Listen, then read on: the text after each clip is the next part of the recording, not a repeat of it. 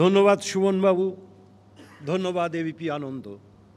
মঞ্চে উপবিষ্ট বিশিষ্ট ব্যক্তিত্ব, রাজনৈতিক এবং অরাজনৈতিক, উপস্থিত শ্রদ্ধেয় ভদ্রমণ্ডলী এবং এবিপি আনন্দের এই সম্প্রচারের মধ্যে দিয়ে যে হাজার হাজার লাখো মানুষ আজকের এই সন্ধ্যাকালীন অনুষ্ঠানটি শুনছেন, সবাইকে শুভ সন্ধ্যা জানাচ্ছি, নমস্কার জানাচ্ছি। আসলে আমি 6 নম্বর বক্তা, পয়েন্ট যা সে তো কভার হয়ে গেছে, আর একই কথার পুনরাবৃত্তি।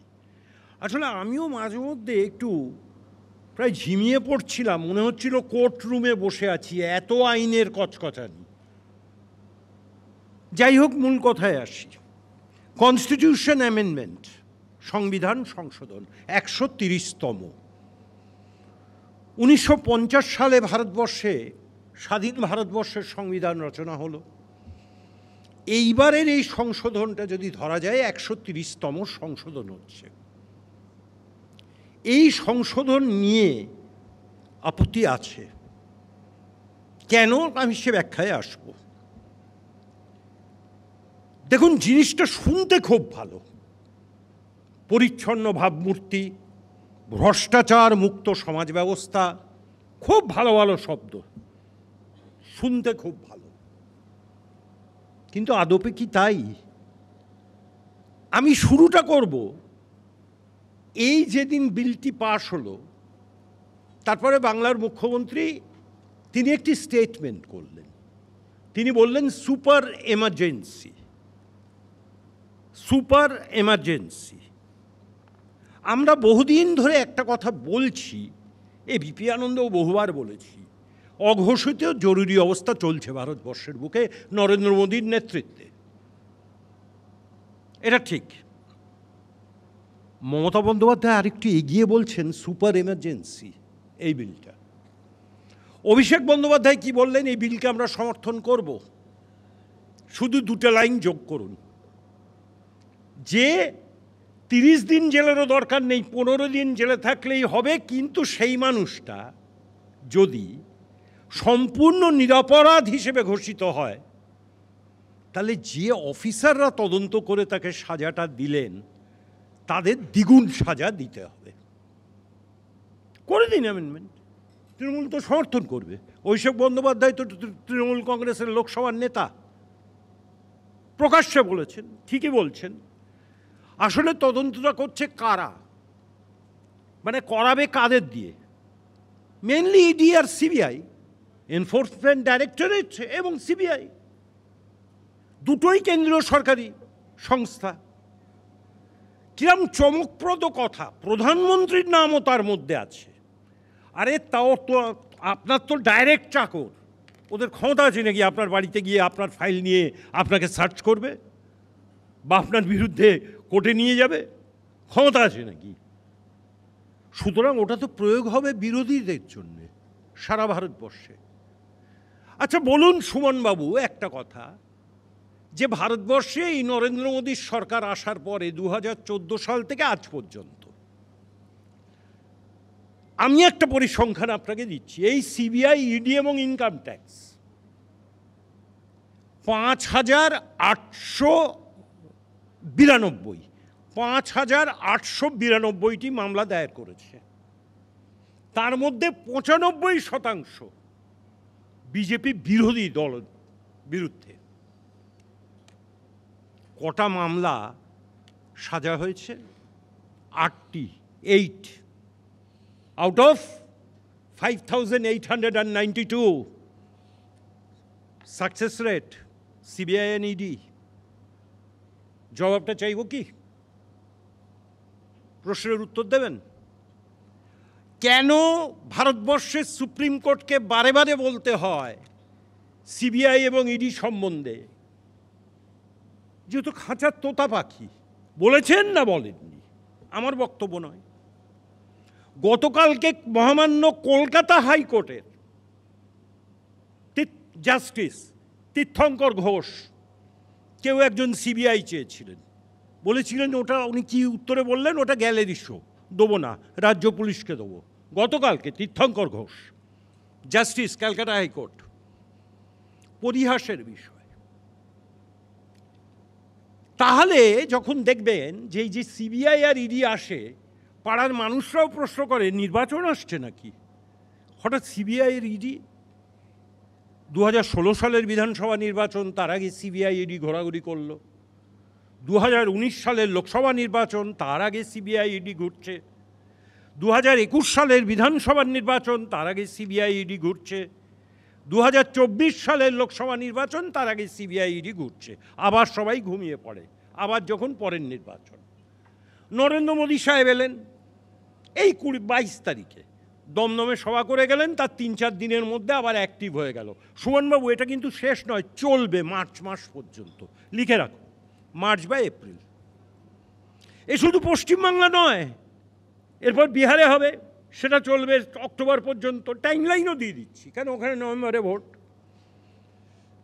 এটা শুরু হবে বিরোধী দলের ওপরে, ওখানে লালু প্রসাদ যাদব, তার ছেলে, তারা আক্রান্ত হবেন, লিখে রাখুন। কংগ্রেস যারা করেন তারা আক্রান্ত হবেন।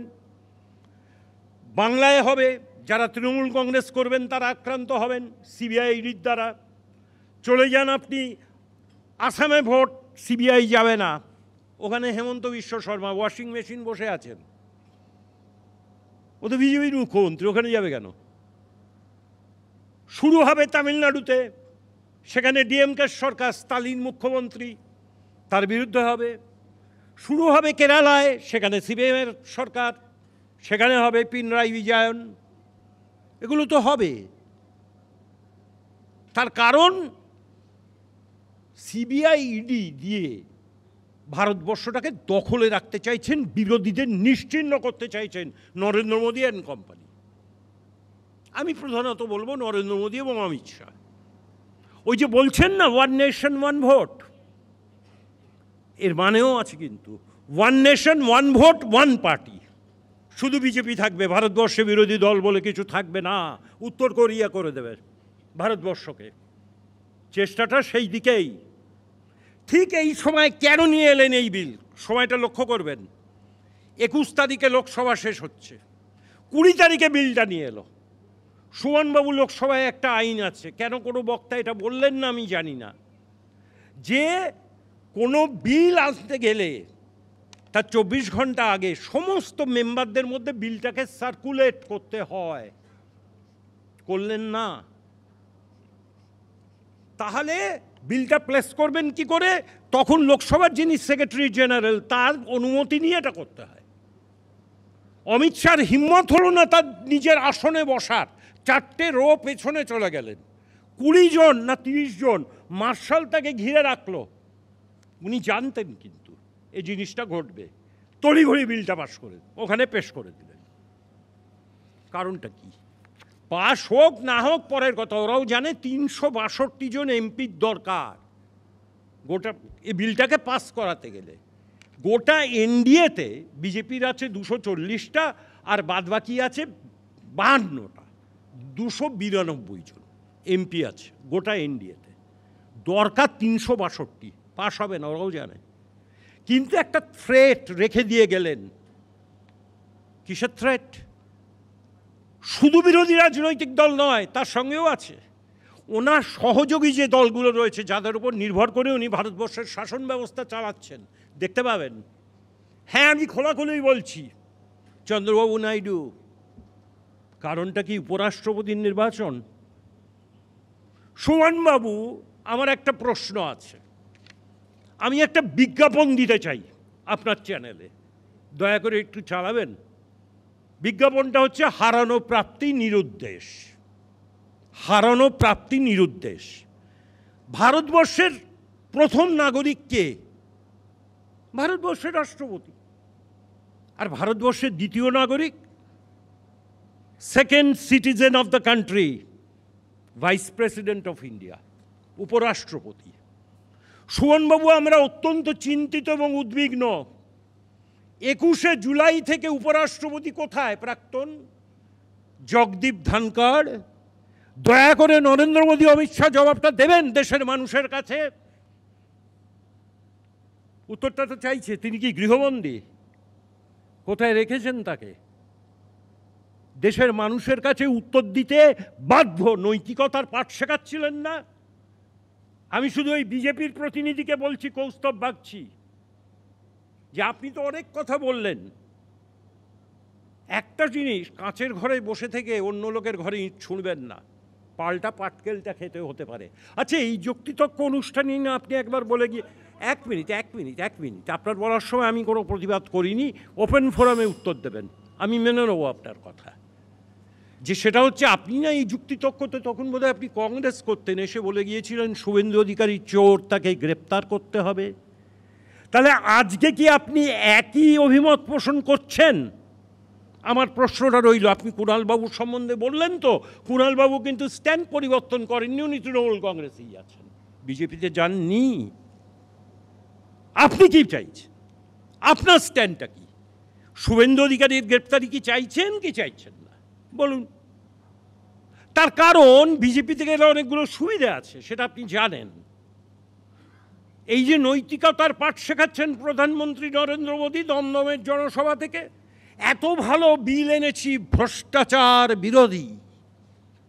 তো নরেন্দ্র মোদী মাননীয় প্রধানমন্ত্রীর কাছে আমার প্রশ্ন, আপনি তো মহারাষ্ট্রে গিয়ে বলেছিলেন না অজিত পাওয়ার, তখন তো শারদ পাওয়ারের দলে, শারদ পাওয়ারের ভাইপো, এনসিপি পার্টিতে 70,000 কোটি টাকা দুর্নীতিতে অভিযুক্ত, 70,000 crores। কি বলেছিলেন প্রধানমন্ত্রী? চাক্কি পিসিং, মনে পড়ছে? আর যেই বিজেপিতে যোগ দিলেন, একেবারে সরাসরি উপমুখ্যমন্ত্রী, ডেপুটি চিফ মিনিস্টার। চাক্কি পিসিং কোথায় গেল মোদী সাহেব? আপনার নৈতিকতার পাঠ শেখাচ্ছেন কোথায়?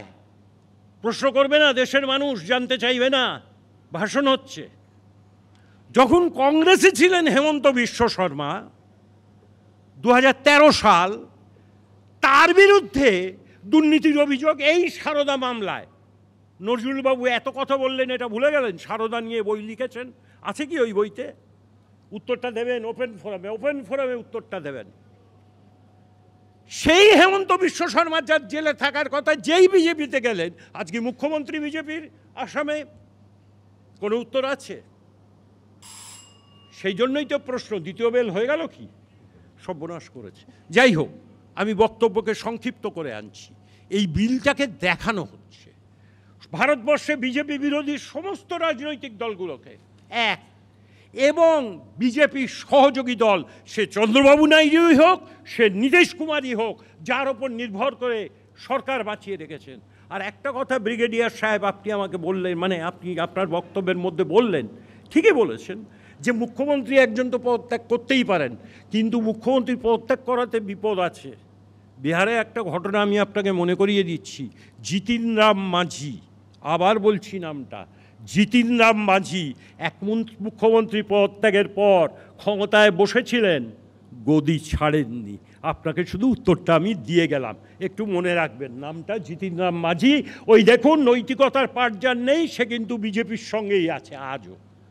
আর শেষ করবে একটি কথা বলে, এত নৈতিকতার পাঠ শেখাচ্ছেন ভারতবর্ষের প্রধানমন্ত্রী, সাধু প্রধানমন্ত্রী।